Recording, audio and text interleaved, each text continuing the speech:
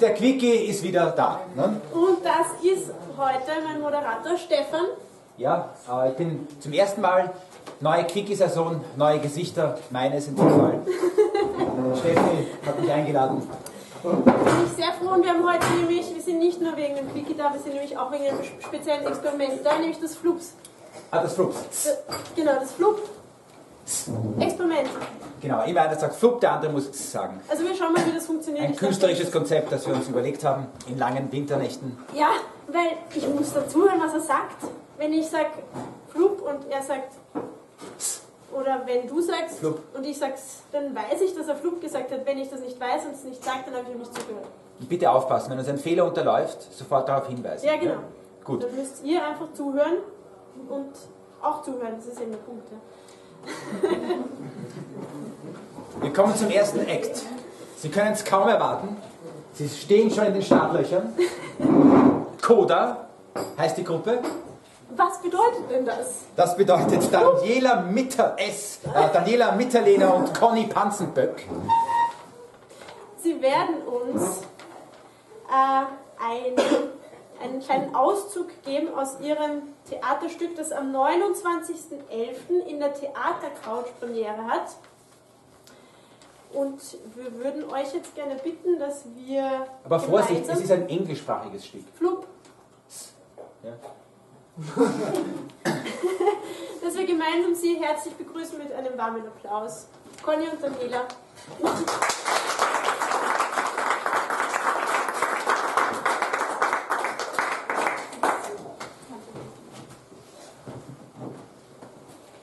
In a world full of time and space.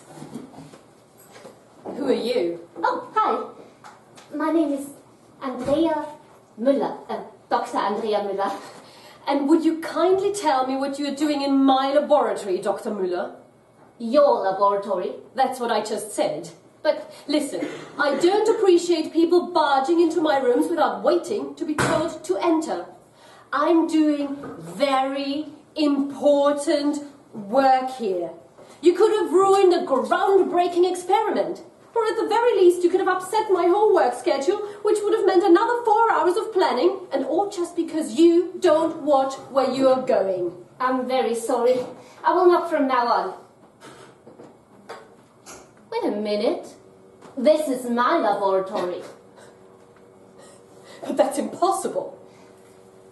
Look, that's clearly Professor Hellersham's work here.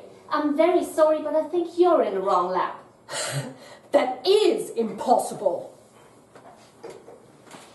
Two physicists are tied to each other's presence by a working contract. My to-do list is completely unusable now. Okay, I'll start with his latest notes. And there's definitely not enough room in here for two. So could you take a couple pictures for documentation and start by getting rid of this sculpture? You can't throw away the crown. It's the most important part of his work. I've heard him drop hints it might be some sort of time machine. It would be huge if it really was. Time machine? Yeah, can you imagine? You mean to tell me you actually believe it's possible to build a working time machine? You mean to tell me you don't believe it's possible to build a working time machine? Einstein clearly predicted time travel. Granted, until now, nobody figured out how exactly to do it. But theoretically, it's definitely a possibility, which you'd very well know if you've passed Relativity 101. All right. Item number 1. Prove that crown thing isn't a time machine. More like proof that it is a time machine. They couldn't possibly be more different from each other.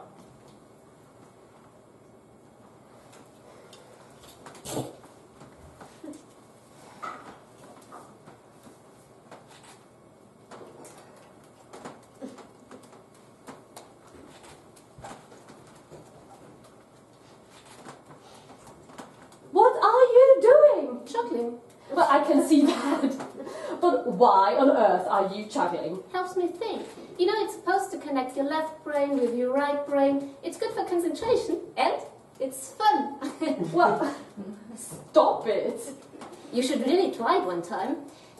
It's supposed to help you to build new synapses. It makes you more intelligent. Well, it just makes me nervous, so stop it. All right. And if that wasn't already bad enough,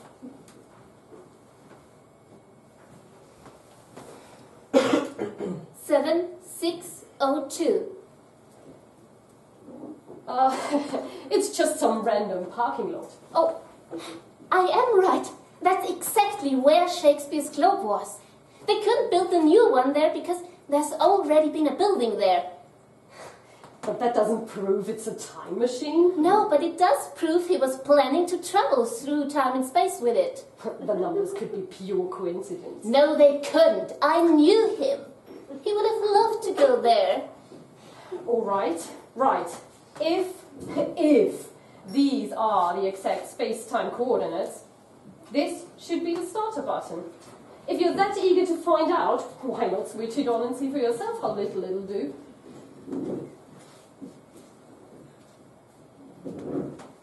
They are sucked into Shakespeare's time.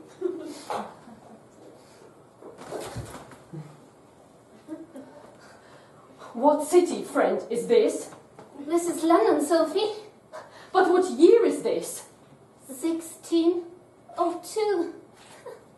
And what should I do in 1602? My laboratory is in 2014. Our laboratory. Perchance, 'tis but a dream. What think you, Andrea? Methinks it's too low for a high dream, too dark for a fair dream, and too small for a great dream. Only this commendation I can afford it, that were it other than it is, it were unreal. But being no other than it is, My dear Connie, to expostulate what dreams should be, what fancy is, why day's day, night, night, and time, time, were nothing but to waste day, night, and time. Therefore, since brevity is the soul of wit, and tediousness its limbs and outward flourishes, I shall be brief. We've travelled to the past. Is it possible? The dream's here still. Even when I wake, it is without me, as within me, not imagined, felt. The crown has worked, 'tis true. We're here. 'Tis pity. The past is now our now, and now remains that we find out the reverse of this effect. Or rather say the cause of this defect. But when each is convinced that it's the other's fault, teamwork doesn't come easy. Your reckless doing marked us for the grave, and wheresoever we are, we're surely dead. Chide not me, O Andrea. You are much more to blame than I who travelled to this land. If thou deniest it 20 times, thou liest, and I shall turn thy falsehood to thy heart, where it was forged with my rapier's point.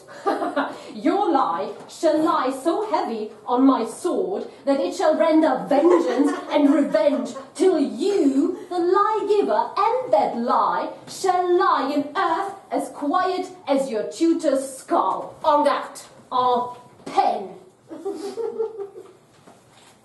Will they be able to find a way back? Will they get used to speaking in verse?